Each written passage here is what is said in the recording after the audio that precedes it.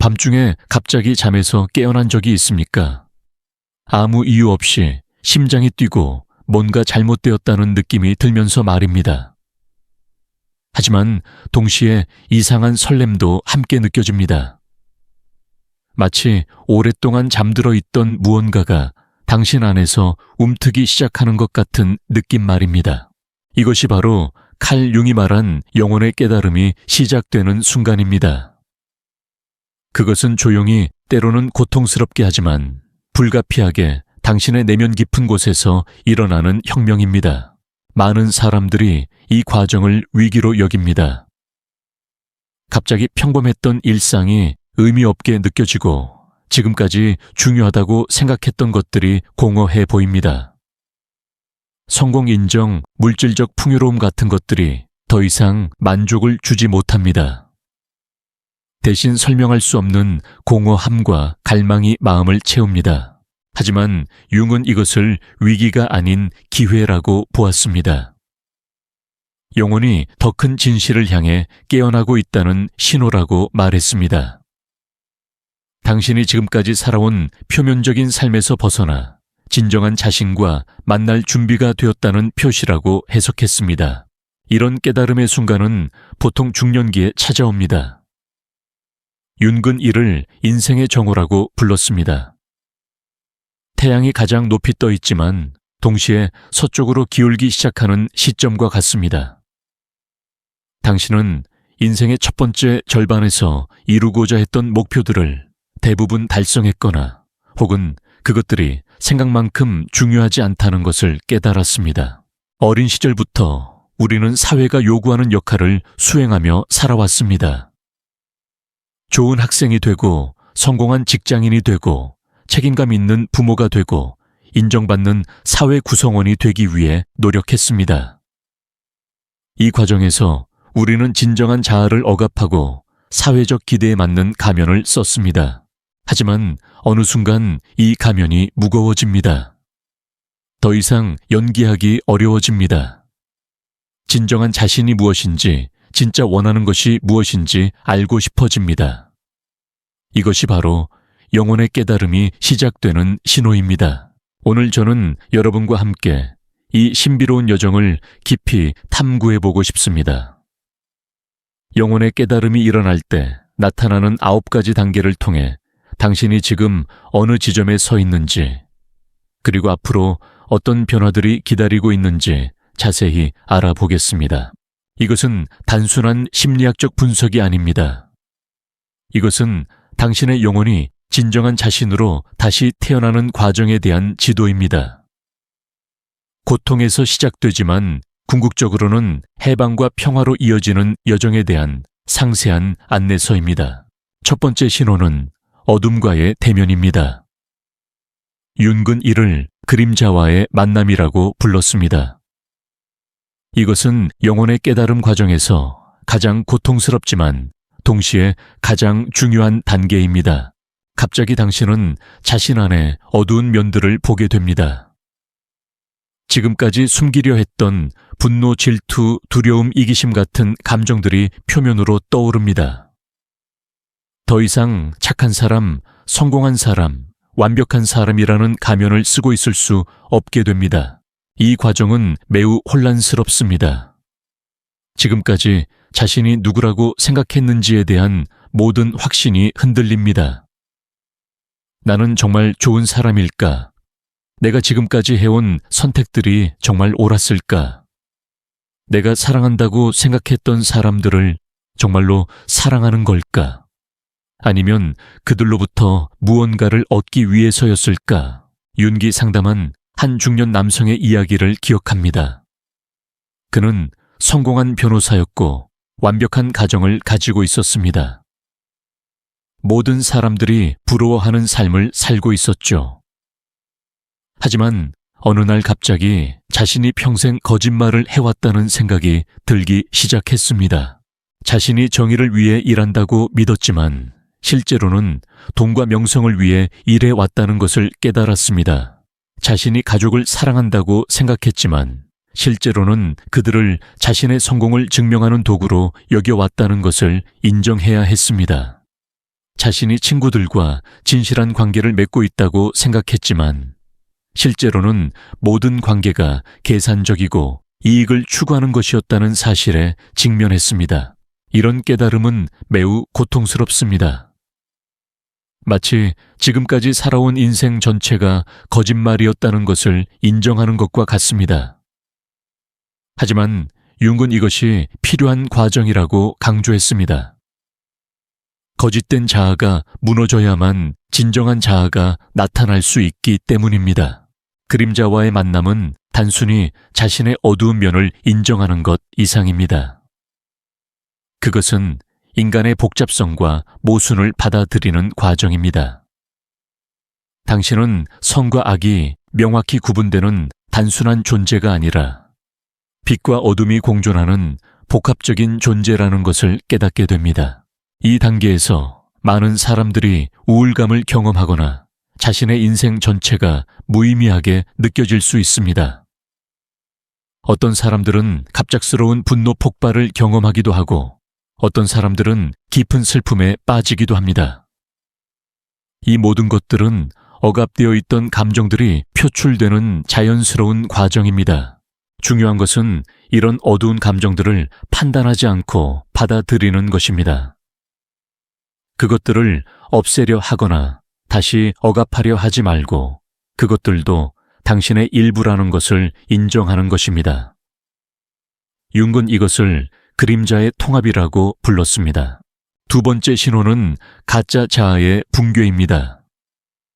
첫 번째 단계에서 그림자를 인식했다면 이제는 지금까지 당신을 보호해왔던 페르소나, 즉 사회적 가면이 무너지기 시작합니다. 페르소나는 우리가 사회에서 살아가기 위해 필요한 역할과 이미지입니다.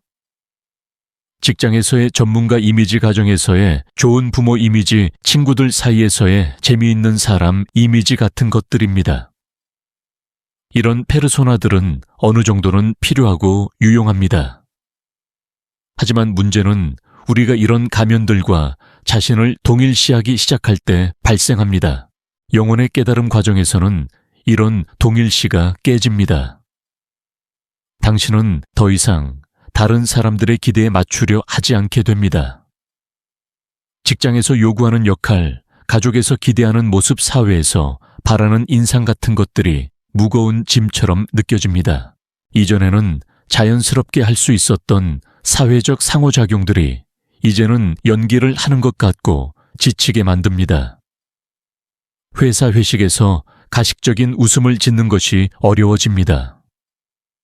관심 없는 주제에 대해 열정적인 척하는 것이 불가능해집니다. 좋아하지도 않는 사람들과 친근한 척하는 것이 고역이 됩니다. 주변 사람들은 당신이 변했다고 말합니다. 예전만큼 사교적이지 않다고, 더 까다로워졌다고, 어둠에 빠진 것 같다고 말할 수도 있습니다. 하지만 실제로는 당신이 더 진실해진 것입니다. 더 이상 가짜 모습을 유지할 에너지가 없어진 것입니다. 이 과정에서 당신은 자신이 얼마나 많은 에너지를 가면을 유지하는 데 쓰고 있었는지 깨닫게 됩니다.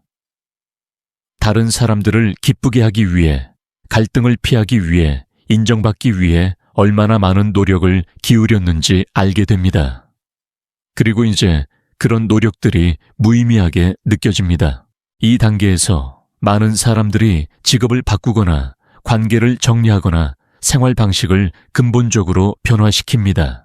겉으로 보기에는 파괴적인 행동처럼 보일 수 있지만 실제로는 새로운 진실한 삶을 위한 공간을 만드는 과정입니다. 이런 변화는 종종 주변 사람들을 당황시킵니다.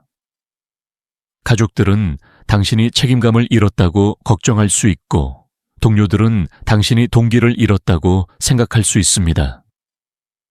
하지만 당신은 알고 있습니다. 이것이 진정한 자신을 찾아가는 필수적인 과정이라는 것을 말입니다. 세 번째 신호는 신성한 고립입니다. 가짜 자아가 무너지고 나면 자연스럽게 혼자 있고 싶어집니다. 하지만 이것은 단순한 외로움이나 우울감이 아닙니다. 이것은 내면의 변화를 위해 필요한 성스러운 시간입니다. 당신은 파티나 모임에 가는 것이 의미 없게 느껴집니다. 표면적인 대화들이 공허하게 들립니다. 사람들이 이야기하는 주제들, 즉 날씨 연예인, 스포츠 경제적 성공 같은 것들이 더 이상 흥미롭지 않습니다. 대신 혼자서 책을 읽거나 산책하거나 명상하거나 일기를 쓰는 시간을 더 선호하게 됩니다. 주변 사람들은 당신이 우울하거나 사회적으로 위축되었다고 걱정할 수 있습니다. 그들은 당신에게 더 나가라고, 사람들을 만나라고, 활동적이 되라고 조언할 수도 있습니다. 하지만 당신은 알고 있습니다. 이것이 우울함이 아니라 깊은 내적 작업을 위해 필요한 시간이라는 것을 말입니다. 이 시기에 당신은 자신과 진정한 대화를 나누기 시작합니다. 지금까지 무시해왔던 내면의 목소리에 귀를 기울입니다. 진짜 원하는 것이 무엇인지, 진짜 가치 있게 여기는 것이 무엇인지 탐구합니다. 어린 시절의 꿈들을 다시 떠올리고 억압해왔던 창조적 충동들을 재발견합니다. 융은 이 과정을 내향이라고 불렀습니다. 외부 세계에서 에너지를 소모하는 대신 내부 세계로 에너지를 집중하는 과정입니다. 이것은 자기중심적인 행동이 아니라 진정한 자신을 발견하기 위한 필수적인 과정입니다. 많은 위대한 영적 지도자들과 철학자들이 이런 고립의 시간을 거쳤습니다. 붓다의 보리수 아래에서의 명상, 예수의 광야에서의 40일 용, 자신의 적서 작업 헨리 데이비드 소로의 월든 호숫가에서의 시간, 모두 이런 신성한 고립의 예입니다. 이 시기에 당신은 자연과 더 깊은 연결을 느낄 수도 있습니다. 나무 강산 바다 같은 자연의 요소들이 위로가 되고 영감을 줍니다. 도시의 소음과 분주함이 견디기 어려워지고 조용하고 평화로운 장소를 찾게 됩니다. 또한 이 시기에 당신은 책, 음악, 예술 작품들에서 새로운 의미를 발견할 수도 있습니다. 이전에는 이해하지 못했던 철학적이거나 영적인 내용들이 갑자기 명확해집니다. 당신의 내면 상태가 변했기 때문에 같은 것들도 다르게 보이고 들립니다. 네 번째 신호는 사회적 가면의 용해입니다. 이전 단계에서 내적으로 가면이 무너졌다면 이제는 외적으로도 그 변화가 나타나기 시작합니다. 당신은 더 이상 사회적 기대에 맞추려 하지 않습니다. 유행하는 옷을 입어야 한다는 압박감이 사라집니다. 인기 있는 의견에 동조해야 한다는 부담이 없어집니다. 성공해 보이거나 행복해 보이려는 노력을 멈춥니다.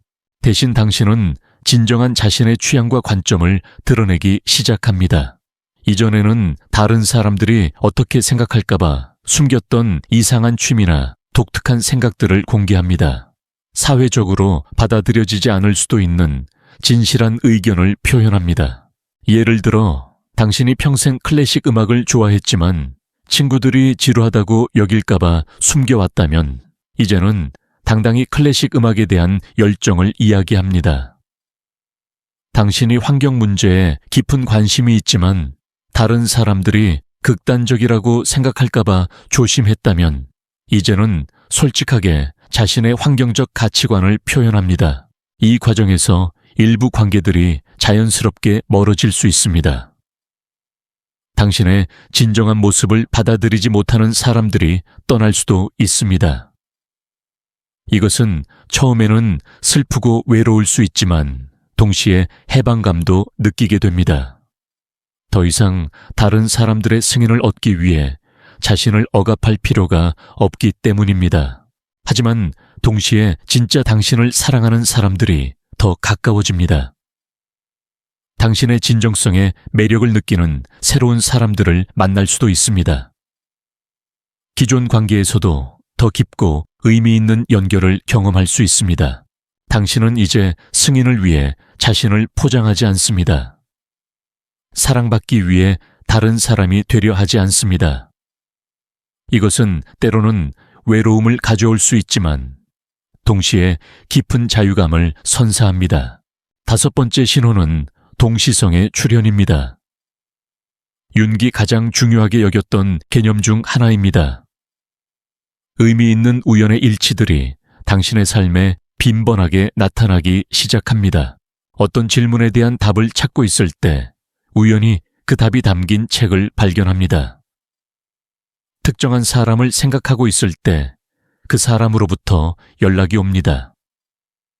어려운 결정을 앞두고 있을 때 길에서 마주친 표지판이나 우연히 들은 대화가 명확한 방향을 제시합니다.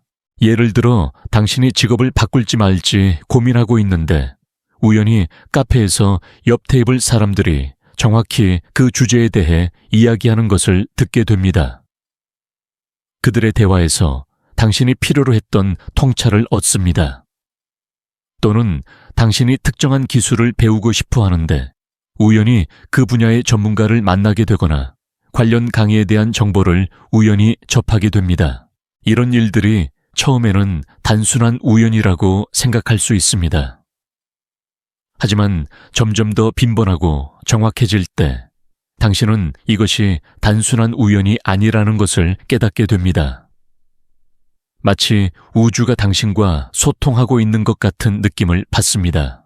융은 이것을 무의식과 의식 사이의 연결이 강해졌다는 신호라고 해석했습니다. 당신의 내면 지혜가 외부 세계를 통해 메시지를 보내고 있는 것입니다.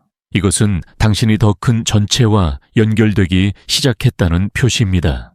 동시성의 경험은 단순히 실용적인 도움을 주는 것 이상의 의미가 있습니다. 그것은 우주가 무작위적이고 의미 없는 곳이 아니라 깊은 의미와 목적이 있는 곳이라는 것을 깨닫게 해줍니다. 당신의 개인적 여정이 더 큰 우주적 패턴의 일부라는 것을 느끼게 해줍니다. 많은 사람들이 이 단계에서 점성술 타로 꿈 해석, 아이칭 같은 것들에 관심을 갖기 시작합니다. 표면적으로는 미신적으로 보일 수 있지만 실제로는 내면의 지혜에 접근하려는 시도입니다. 이런 도구들은 무의식의 메시지를 의식적으로 이해하는 데 도움을 줄 수 있습니다. 여섯 번째 신호는 깊은 의미에 대한 갈망입니다. 표면적인 것들로는 더 이상 만족할 수 없게 됩니다. 돈, 명성, 물질적 성공 같은 것들이 공허하게 느껴집니다.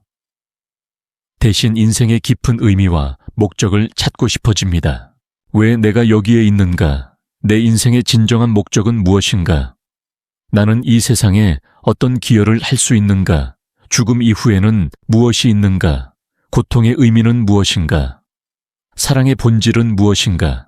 이런 근본적인 질문들이 당신을 괴롭히기 시작합니다. 이전에는 이런 질문들이 철학자들이나 종교인들의 전유물이라고 생각했을 수도 있습니다. 하지만 이제는 이런 질문들이 당신의 일상생활에서 가장 중요한 주제가 됩니다. 아침에 일어나서 밤에 잠들 때까지 이런 질문들이 마음을 떠나지 않습니다. 당신은 철학책을 읽기 시작하거나 영성에 관한 공부를 하거나 다양한 종교와 명상 수행법을 탐구합니다. 지금까지 관심 없었던 형이상학적 주제들이 갑자기 중요해집니다. 플라톤, 칸트, 니체, 붓다, 라오자 같은 사상가들의 글이 새롭게 다가옵니다. 이 시기에 많은 사람들이 직업을 바꾸거나 자원봉사 활동을 시작하거나 예술적 창작 활동에 몰두합니다.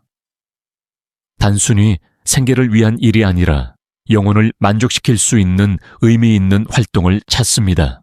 어떤 사람들은 교육 분야로 전환하여 다음 세대에게 지혜를 전달하고 싶어 합니다. 어떤 사람들은 치유의 길로 들어서서 다른 사람들의 고통을 덜어주고 싶어 합니다. 어떤 사람들은 예술을 통해 아름다움과 진실을 표현하고 싶어 합니다. 당신은 더 이상 다른 사람들에게 인상을 주려 하지 않습니다. 대신 자신의 내면에서 우러나오는 진정한 표현을 찾습니다. 이것이 때로는 경제적 손실이나 사회적 지위의 하락을 가져올 수 있지만 영혼의 만족은 더 커집니다. 일곱 번째 신호는 꿈이 신비로운 안내자가 된다는 것입니다. 영혼의 깨달음 과정에서 꿈의 역할이 크게 바뀝니다.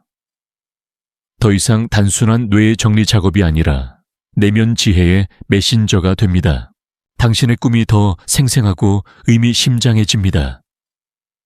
상징적인 이미지들, 알 수 없는 인물들, 신비로운 장소들이 꿈에 등장합니다. 그리고 이런 꿈들이 현실의 상황과 놀라운 연관성을 보입니다. 융은 꿈을 무의식의 편지라고 불렀습니다. 의식적 마음이 놓치고 있는 중요한 정보들을 꿈을 통해 전달받는다고 보았습니다. 영혼의 깨달음 과정에서는 이런 소통이 더욱 활발해집니다. 예를 들어 당신이 중요한 결정을 앞두고 고민하고 있을 때 꿈에서 지혜로운 노인이나 신비로운 동물이 나타나 조언을 줄 수 있습니다. 당신이 감정적으로 혼란스러워할 때 꿈에서 물이나 바람 같은 자연 요소들이 나타나 정화와 치유의 메시지를 전달할 수 있습니다. 때로는 죽은 친척이나 스승이 꿈에 나타나 위로나 격려를 주기도 합니다. 이런 꿈들은 단순한 기억의 재생이 아니라 당신의 깊은 무의식에서 나오는 지혜의 목소리입니다. 당신은 꿈일기를 쓰기 시작할 수도 있습니다. 꿈의 상징들을 해석하려 노력할 수도 있습니다. 처음에는 혼란스럽지만 점점 꿈의 언어를 이해하게 됩니다. 꿈은 논리적 언어가 아닌 상징의 언어로 소통하기 때문에 직관적이고 감정적인 이해가 필요합니다. 융은 꿈을 해석할 때 개인적 연상과 집단적 상징을 모두 고려해야 한다고 강조했습니다. 같은 상징이라도 개인의 경험과 문화적 배경에 따라 다른 의미를 가질 수 있기 때문입니다. 8번째 신호는 상실의 두려움에도 불구하고 계속 나아간다는 것입니다. 이 시점에서 당신은 변화의 과정이 무엇을 요구하는지 명확히 알고 있습니다. 친숙한 것들을 떠나야 하고 안전한 것들을 포기해야 하며 불확실한 미래로 나아가야 한다는 것을 알고 있습니다. 하지만 두려움에도 불구하고 당신은 멈출 수 없습니다. 마치 강물이 바다를 향해 흘러가는 것처럼 당신의 영혼이 진실을 향해 나아가는 것을 막을 수 없습니다. 이것은 의지의 문제가 아니라 본능의 문제입니다. 당신은 잃을 수도 있는 것들을 생각하며 불안해합니다. 안정적인 직업, 편안한 관계, 사회적 인정, 물질적 풍요로움, 기존의 정체성 같은 것들을 말입니다. 이런 것들을 포기한다는 것은 쉽지 않습니다. 특히 가족이 있거나 경제적 책임이 있는 경우에는 더욱 어렵습니다. 하지만 동시에 이런 것들을 유지하기 위해 진정한 자신을 억압하는 것이 더 큰 고통이라는 것을 알고 있습니다. 가짜 삶을 지속하는 것이 얼마나 영혼을 갉아먹는지 경험했기 때문입니다. 이 단계에서 많은 사람들이 실제로 큰 변화를 만듭니다. 이혼을 하거나 직업을 바꾸거나 다른 도시나 나라로 이사를 가거나 새로운 공부를 시작합니다. 겉으로 보기에는 무모한 결정처럼 보일 수 있지만 영혼의 부름에 응답하는 용기 있는 행동입니다. 융은 이것을 개별화의 용기라고 불렀습니다. 군중의 일부로 안전하게 살아가는 대신 진정한 자신이 되기 위해 위험을 감수하는 용기입니다. 이것은 영웅적 행위이지만 동시에 자연스러운 성장의 과정이기도 합니다. 이 과정에서 당신은 진정한 신뢰의 의미를 배우게 됩니다. 모든 것을 통제할 수 없다는 것을, 때로는 미지의 것에 자신을 맡겨야 한다는 것을 깨닫습니다. 이것은 종교적 신념과는 다른 종류의 신뢰입니다. 그것은 생명 자체의 지혜에 대한 신뢰, 자신의 깊은 내면에 대한 신뢰입니다. 9번째이자 마지막 신호는 더 큰 존재와의 연결을 느끼기 시작한다는 것입니다. 이것은 영혼의 깨달음 과정의 정점입니다. 당신은 자신이 고립된 개체가 아니라 더 큰 전체의 일부라는 것을 체험적으로 알게 됩니다. 이런 연결감은 종교적 신념이나 철학적 개념과는 다릅니다. 그것은 직접적이고 개인적인 체험입니다. 당신은 자연과 하나됨을 느끼거나 우주의 지혜와 연결됨을 경험하거나 모든 생명과의 근본적 연결을 깨닫습니다. 때로는 명상 중에, 때로는 자연 속에서, 때로는 예수를 감상하면서, 때로는 사랑하는 사람과 함께 있을 때 이런 체험이 일어납니다. 순간적으로 개별적 자아의 경계가 사라지고 당신이 무한한 존재의 일부라는 것을 느낍니다. 이런 체험은 보통 짧지만 깊은 인상을 남깁니다. 시간이 멈춘 것 같고 모든 것이 완벽하고 의미 있게 느껴집니다.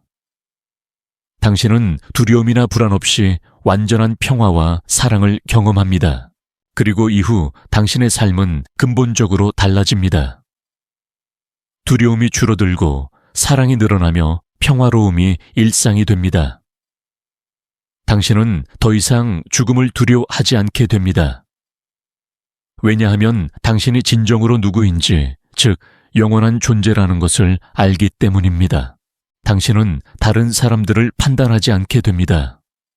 왜냐하면 모든 사람이 같은 신성한 본질을 가지고 있다는 것을 알기 때문입니다.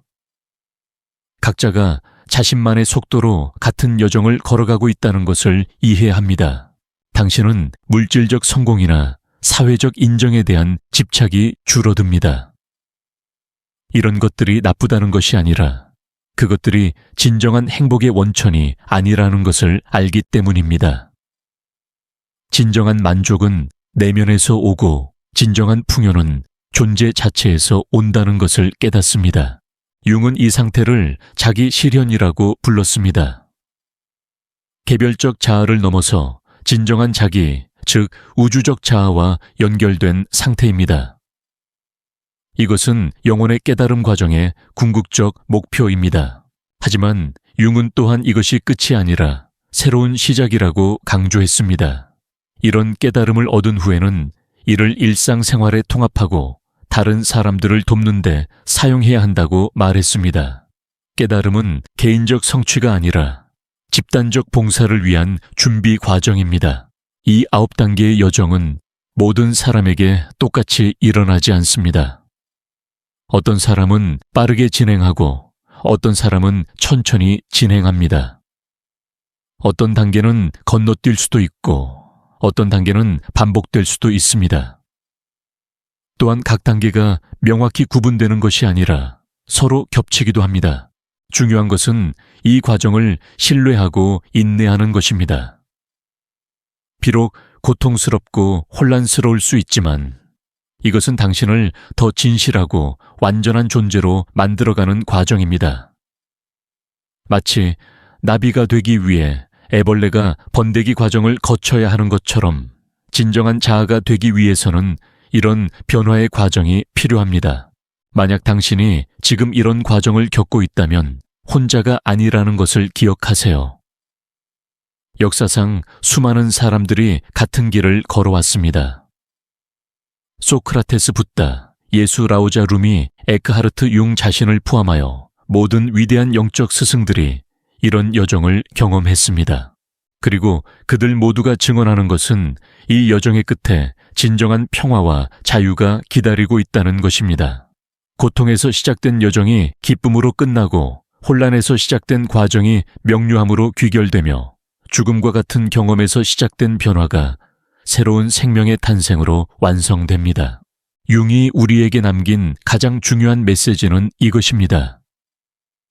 영혼의 깨달음은 선택이 아니라 필연입니다. 늦든 빠르든 쉽든 어렵든 모든 인간은 결국 이 길을 걸어야 합니다. 왜냐하면 그것이 우리의 본성이고 우리의 운명이기 때문입니다. 인간은 단순히 생물학적 존재가 아닙니다. 우리는 의식을 가진 존재이고 의미를 추구하는 존재이며 초월을 갈망하는 존재입니다. 이런 갈망이 바로 영혼의 깨달음으로 이어지는 원동력입니다. 그러므로 이 과정을 두려워하지 마세요. 대신 감사하는 마음으로 받아들이세요. 당신의 영혼이 깨어나고 있다는 것은 축복입니다. 당신이 진정한 자신으로 다시 태어날 준비가 되었다는 신호입니다. 이 여정에서 가장 중요한 것은 자기 자신에게 인내심과 자비심을 갖는 것입니다. 완벽해지려 하지 말고 성급해 하지 말며 자신을 판단하지 마세요. 변화는 자연스러운 속도로 일어나고 각자에게 필요한 시간이 다릅니다.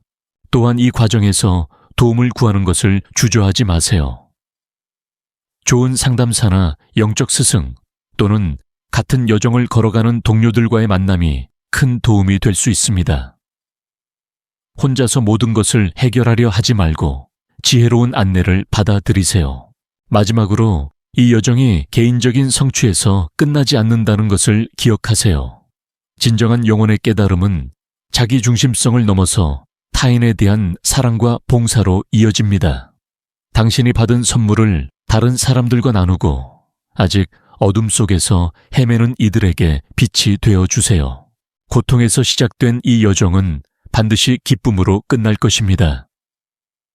혼란에서 시작된 이 과정은 반드시 명료함으로 귀결될 것입니다. 죽음과 같은 경험에서 시작된 이 변화는 반드시 새로운 생명의 탄생으로 완성될 것입니다. 당신의 영혼이 깨어나고 있습니다. 그리고 그것은 이 세상에서 일어날 수 있는 가장 아름답고 의미 있는 일 중 하나입니다. 이 신성한 여정을 축복하며 당신이 진정한 자신으로 거듭나기를 진심으로 기원합니다.